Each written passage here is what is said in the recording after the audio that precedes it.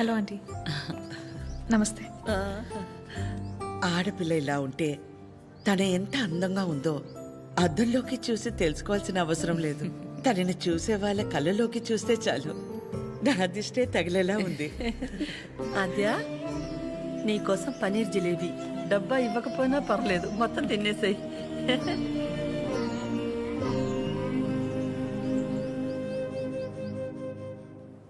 ఏంటి ఆద్య, ఇంకా ఏం ఆలోచిస్తున్నావు? ఆంటీ చిరు వాళ్ళందరితో బాగానే క్లోజ్ అయ్యారు కదా ఆద్య. అదే ప్రాబ్లం ప్రవళిక. అనుమానం ఉండి అబద్ధమని తెలిస్తే కోపంతో పోతుంది.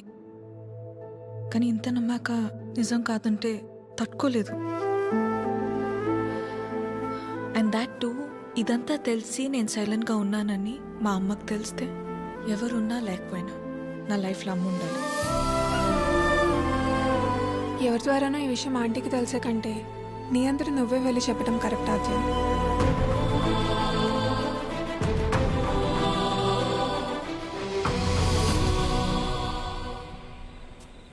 ఆ గొలుసు కొనడానికి మా లక్ష్మి 4 షాపులు తిరిగింది.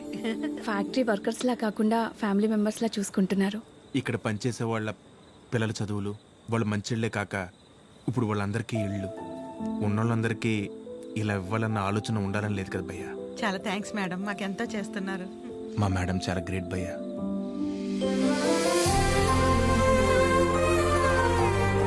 సరే సరే.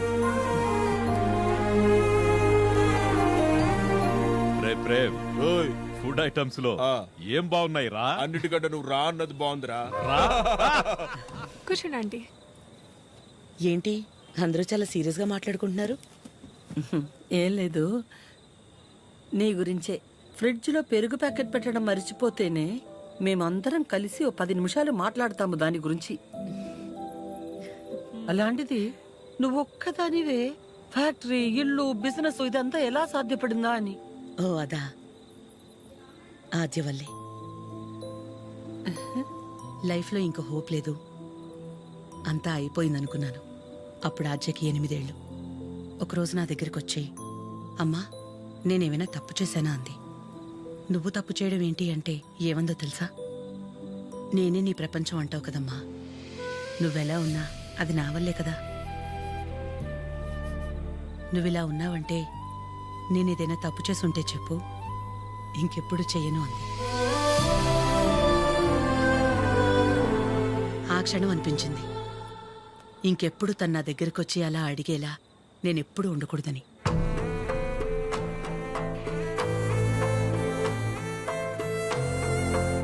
అందరిలా నా కూతురు కాదన్న నమ్మకమే నా బలం.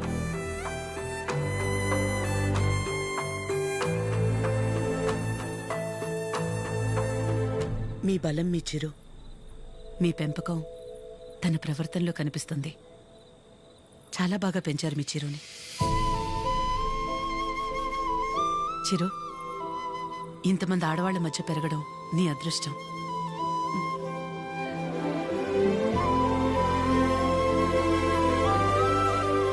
ఆస్తులు అంతస్తులు ఎవరైనా ఎలాగైనా సంపాదిస్తారు, కానీ ఓ ఆడదాని దగ్గర నమ్మకం సంపాదించాలంటే క్యారెక్టర్ ఉండాలి. ఎలాంటి పరిస్థితుల్లోనూ ఏ కారణం చేత నీ వల్ల వాళ్ళకి ఏమచ్చ రానివ్వదు.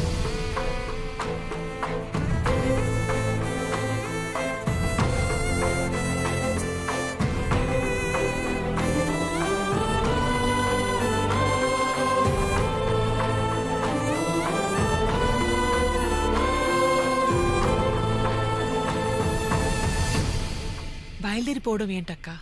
ఒక్కసారి ఇంటికి వెళ్ళాక మాట్లాడుకుందాం. అది కాదక్క. గౌరీ, హాయ్ భయ్యా. నమస్తే అండి. మీరందరూ ఇక్కడుంటే ఆవిడేంటి మేడం గారు ఇంటివైపు వెళ్తుంది? ఎవరు? మన పద్మం గారు. వకలా, ఈ నవ్వు మీ ముఖం మీద ఎప్పుడు అలాగే ఉంటుందా? మొదట్లో నేను అందరిలాగే ఉండేదాన్ని వకలా. మన కడుపులో ఒకరు పుడితే గాని ఆడదాని జీవితం పరిపూర్ణత చెందదు కదా.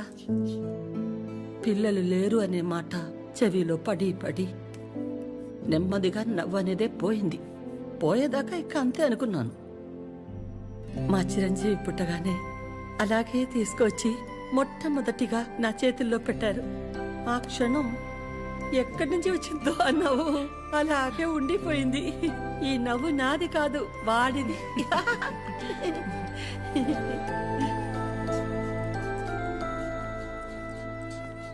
నీకు మొక్కలంటే బాగా ఇష్టమా వకులా? ఈ మొక్కల విషయంలో మాత్రమే ప్రపంచం ఆడా మగానే తేడా చూడదు. మా చిరు కూడా మొక్కలంటే బాగా ఇష్టం. ఇంట్లో ఎటు చూసినా ఉంటాయి. అన్నీ వాడి తెచ్చినవే. మా ఇంటికొచ్చి చూడాలి. ఎప్పుడు సందడే. నవ్వు లేకుండా నిమిషం ఉండదు. నువ్వు కనుక మా ఇంటికి వస్తే ఫ్యాక్టరీ వద్దు ఏమీ వద్దని అక్కడే ఉండిపోతావు. వీలు చూసుకుని ఒకసారి వస్తాం. ఒక్కసారి ఏంటి వకులా? నువ్వు అనాలే కాని ఆద్య ఇల్లు నీ ఇల్లు కాదా ఏంటి? మా చిరుకి ఆద్య అంటే ప్రాణం. ఆద్యకి కూడా మా చిరు అంటే చాలా ఇష్టం. కానీ నీ గురించి ఆలోచించే మా చిరుకి ఆద్య దూరం అయింది. అందుకే అందరం కలిసి చిరుని ఇక్కడికి పంపాము.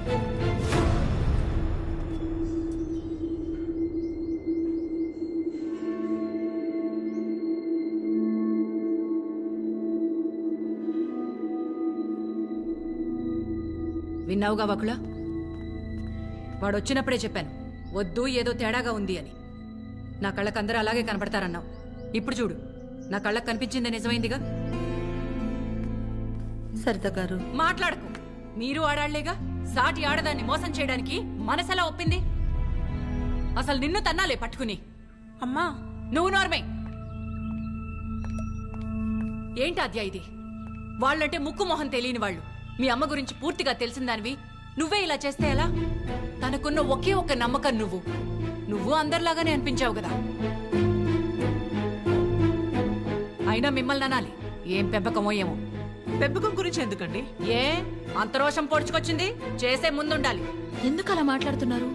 ఇంకా మాట్లాడుతున్నాను, సంతోషించండి. అక్క ఇదంతా మనకు అవసరం. పద వెళ్దాం. ఇంకా నుంచున్నారే, పదండి. సిగ్గుండాలి. అమ్మా ఆగమ్మా, ఏ ఏ ఆగు. నువ్వు అరిచి గోల చేసేంత ఘోరం ఏం జరిగిపోలేదు ఇక్కడ. ప్రేమించిన అమ్మాయి కోసం వచ్చాడు, అంతేగాని ఎవరినైనా మోసం చేశాడా? ఎవరితోనైనా తప్పుగా ప్రవర్తించాడా? తప్పుగా చూపైనా చూశాడా? వాడిక్కడికి రావడం వల్ల ఎవరికైనా మంచి జరుగుంటుంది తప్ప నష్టం ఏం జరగలేదు. వకుల, పిల్లలిద్దరూ మన ఇష్టాలకు గౌరవం ఇచ్చి మన సంతోషం గురించి ఆలోచిస్తున్నారు. ఒక్కసారి వాళ్ళ ఇష్టం గురించే ఆలోచించడంలో తప్పే ఉంది.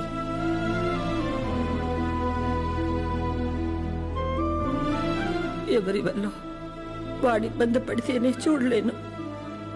అలాంటిది వాడు బాధకి ఏమీ కారణం ఉండే నా ప్రాణం తట్టుకోలేదు. వకులా, వయసులో చిన్నదానివైనా చేతిలో జోడించి నీకు నమస్కారం. అద్యా, ఏమైందమ్మా? నేనే నీ ప్రపంచం అంటావు కదా. నువ్వెలా ఉన్నా దానికి నేనేగా కారణమవుతాను. మరి నువ్విలా ఉన్నావంటే నాకు తెలియకుండా నేనేదైనా తప్పు చేసి ఉండాలి, లేదా నీ ప్రపంచమైనా మారుండాలి. నా ప్రపంచము మారలేదు, నువ్వే తప్పు చేయలేదు. నీ తర్వాతే నాకేదైనమ్మా. తన ఫ్యామిలీని తీసుకెళ్ళిపోమని చెప్పడానికి చిరుని కలిశాను. మా అమ్మ గురించి నీకు తెలియదన్ను అంటుంటే ఏ వందలే ఆవిడకి నేను దగ్గరైతే సరిపోతుంది అనుకున్నా. కానీ ఆవిడ నాకు దగ్గరేక తెలిసింది నువ్వే కరెక్ట్ అని. ఒకవేళ మీ అమ్మ నీ విషయంలో తీసుకురా నిర్ణయం ఏదన్నా తీసుకుంటే ఆ గిల్ట్ని నేను తట్టుకోలేను. అందుకే ఎలా వచ్చాను అలాగే వెళ్ళిపోతాను. ప్రతి మగాడి విషయంలో సమస్య వేరు, పరిష్కారం వేరు. కానీ ఆడదాని విషయంలో సమస్యను అర్థం చేసుకుంటే చాలు, అదే పరిష్కారం.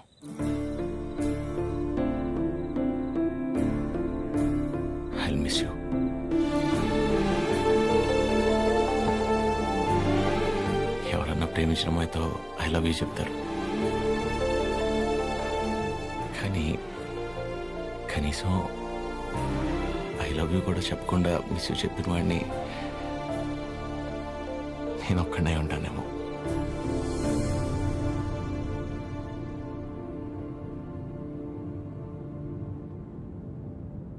ఇప్పటిదాకా నేను ఒక్కదాన్నే నీ గురించి ఆలోచించాను, కానీ ఈ విషయంలో వాడు కూడా నీ గురించి ఆలోచించాడు.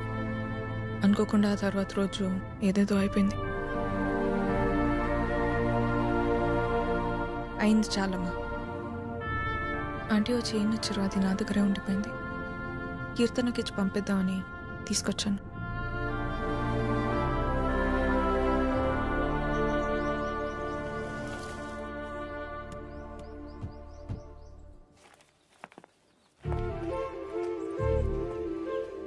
ఏంటి పద్మ, ఎవరు? ఏంటి, ఎందుకు అలా నించుని చూస్తున్నావు? రండి రామ్మా. వెళ్ళి లోపలికి తీసుకురా. నువ్వు వెళ్ళు. ఆ? పద్మ రండి, రామా కూర్చోండి. రా కూర్చో.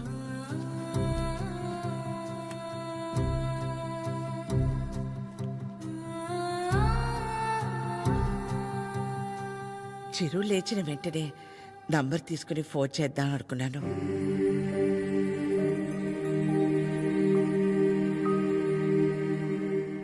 కాఫీ టీ ఏమైనా?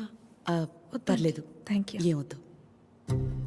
కాఫీ టీ అంటే 10 నిమిషాలు పడుతుంది కదా. ఈ లోపు మనం ఎక్కడ ఏదో అడుగుతామని భయపడుతున్నారు. మనేమి అడగమని చెప్పేసి అది.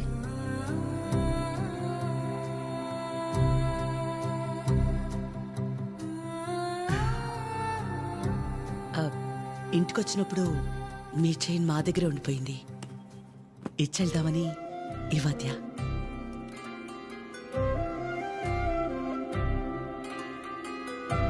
తొందర ఏముంది, తర్వాత అయినా ఇచ్చి ఉండొచ్చు కదా. తొందరని కాదు, ఎలాగూ వస్తున్నాం కదా అని. నేను వెళ్తాను. అది పద్మ ఆగు, వాళ్ళు వచ్చారుగా. ఎందుకు అది ఉండి నేనుండబట్లేక ఏదో అంటాను, మళ్ళీ ఏదో అవుతుంది. నా వల్ల అయింది చాలదా? ఏదో బిడ్డవాడు కాబట్టి ఒక మాట కూడా అనలేదు. అదే వాడొచ్చి పద్మమ్మ నేను నీ కడుపున పుట్టుంటే ఇలాగే చేసేదాని వాడిని ఒక్క మాట అనుండే నా ప్రాణం తట్టుకునేదా? అందరి మనసులో ఉన్నదే కదా అది. నేను బయటికన్నాను, అంత మాత్రానికి అన్ని మాటలా. ఆవిడ పేరేంటి? జుట్టు ఇక్కడ దాకే సగంలో సగం ఉంటుందే. సరితలా మాట్లాడి ఉండకూడదు, తప్పే. నా బాధ సరిత అలా మాట్లాడిందని కాదు, అంత జరుగుతున్నా నువ్వేం మాట్లాడలేదు. అందుకే. ఏం మాట్లాడాలి పద్మ?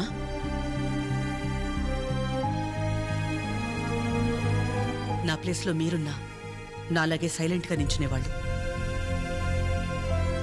మీలా కాదు నా గతం. మీలా ఒకరికి 10 మంది లేరు నా గతంలో. ఓ రోడ్డు దాటాలంటే ముందు చూపు మీద ఆధారపడతాం, తర్వాత వినికిడి మీద ఆధారపడతాం. అది లేదంటే సాయం చేయమని ఓ మాట మీద ఆధారపడతాం.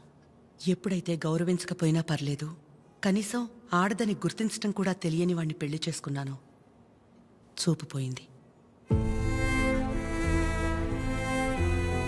నా బాధ ఇదని ఏడ్చినా మౌనంగా ఉన్న ఇంట్లో వాళ్ల వల్ల వినికిడిపోయింది.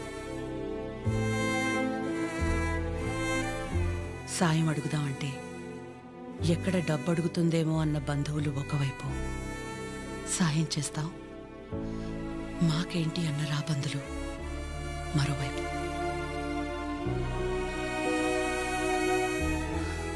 అయినా ఆగిపోకుండా ముందుకు నడిచానంటే ఒక్కో అడుగు ఎంత నరకం అయి ఉంటుంది. ఒకరిని నమ్మడం, దగ్గరవడం కాదని తెలిసి మనం బాధపడ్డం ఎందుకని నమ్మడమే మానేశాను. చాలా కాలం తర్వాత మీ చిరుని నమ్మాను, మీకు దగ్గరయ్యాను. మళ్ళీ అదే అంటే ఆ రోజు నేనేం మాట్లాడాలని ఎక్స్పెక్ట్ చేసావు పద్మ? వకుల, నువ్వు ఒక్కదానివైనా మేం 10 మంది అయినా పిల్లల విషయంలో మనం అందరూ ఒకటే. చిరు అనుకుంటే ఎంతసేపు మా అందరినీ కాదని ఎవరో ఒకరిని పెళ్లి చేసుకోవడం. ఆద్య అనుకుంటే ఎంతసేపు, కానీ మా అమ్మ 100% కరెక్ట్. తన తర్వాతే నాకు ఎవరైనా అని చిరుని మర్చిపోవద్ది. వాళ్ళకంటే ఎక్కువగా వాళ్ళు మనమే ముఖ్యం అనుకున్నారు. ఇలాంటి పిల్లలు దొరకడం మన అదృష్టం. వాళ్ళు కలిసి ఉంటే హ్యాపీగా ఉంటారని వారిని పంపించామే తప్ప నేను బాధ పెట్టాలనో మోసం చేయాలనో కాదు. నేను మాత్రం ఆలోచించనా ఎక్కడ నేను బాధపడతానేమోనని? తన ఇష్టాన్ని పంచుకోకపోగా నేను అపార్థం చేసుకుంటే కోపాన్ని కూడా చూపించకుండా తనలో తనే ఏడ్చిందంటే ఎన్ని కష్టాలిచ్చినా దేవుడు నాకు ఇలాంటి కూతుర్ని కూడా ఇచ్చాడని తెలుసుకోవాలనే కదా. అమ్మా, ఎందుకమ్మా ఇదంతా ఇప్పుడు? ఆపకాత్య, ఇలాగే కంటిన్యూ అయితే నేను నిన్నమ్మని పిలవాల్సి వస్తుంది.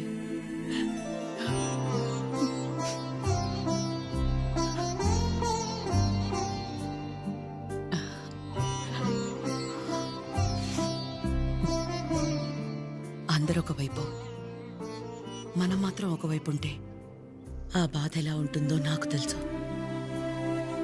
అలాంటిది ప్రవళిక విషయంలో ఒక్కతే ఉన్న తన పక్కన చిరు వెళ్ళి నించున్నప్పుడే నాకు అనిపించింది తనందరిలా కాదని.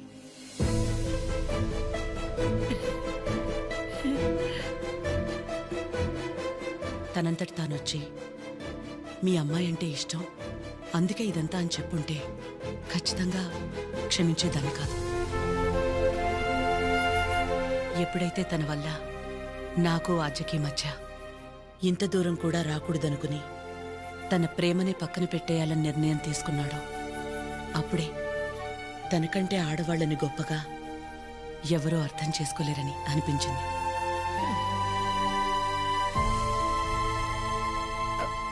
అంత అనిపించిందంటే మా చిరుకి మీ ఆద్యాన్ని ఇచ్చేవచ్చుగా. మీకంటే బాగా చూసుకుంటాం మీ ఆద్యని. చిరు ఆద్య జంట చూడముచ్చటగా ఉంటుంది. పెళ్లి చేసేద్దామండి. వాడు బాధపడితే మేము చూడలేం. ప్లీజ్ ఒప్పుకోండి. బాధ ఏంటండి బాధ? మనం అందరం ఇక్కడ నించుని వాడి గురించి ఇంతగా ఆలోచించి ఇంతలా ఎమోషనల్ అయి మాట్లాడుకుంటుంటే వాడు లోపల ప్రశాంతంగా నిద్రపోతున్నాడు. వాడికి ఏం బాధ? మళ్ళీ దీనికి వచ్చింది. ఏ బాధ లేదు, ప్రేమ లేదు. పదమ్మా వెళ్దాం. ఏంటమ్మా అందరం ఒకటయ్యాక ఈ ఆడాళ్ళని ఎవరండి నిద్రపోయింది? ఎవరండి నిద్రపోయింది? 4 నెలలు అయింది నిద్రపోయింది. ఏ ముహూర్తాన్ని చూశాను, అప్పటి నుంచి నాకు నిద్రలేదు. కళ్ళేంటి ఎర్రగా ఉన్నాయంటే షాంపూ పడిందని అబద్ధం చెప్పుకుంటూ తిరుగుతున్నా. చిచి, ఇప్పుడు దాకా నా పెళ్లి కాకపోవడానికి కారణమైన మీరు అందరూ గొప్పోళ్ళు. అసలు పెళ్ళే వద్దని ఈవిడ గొప్పది. ఇదిగో తినుందే, ప్రేమించినోడు ఏమైపోయినా మా అమ్మే నా సర్వస్వం అనుకున్న తిను ఇంకా చాలా గొప్పది. మీరందరూ గొప్పోళ్ళు, నేను ఒక్కడే తెంగరోని. అరే చిన్నపిల్లోడు, అమాయకుడు ఇలా అయిపోయాడని కనీసం కనికరం లేదా మీకు? మీ ఆడాలతో యుద్ధం చేసేంత శక్తి నాకు లేదు. మిమ్మల్ని అర్థం చేసుకునేంత జ్ఞానం ఏ దేవుడు ఏ మగాడికి ఇవ్వలేదు. ఒకటే అనగలను, ఆడాళ్ళు మీకు జోహార్లు. అంతే అంతే అంతే. ప్లీజ్ ప్లీజ్ మీ అమ్మాయి నాకు ఇచ్చేయండి. ప్లీజ్ ఇచ్చేయండి.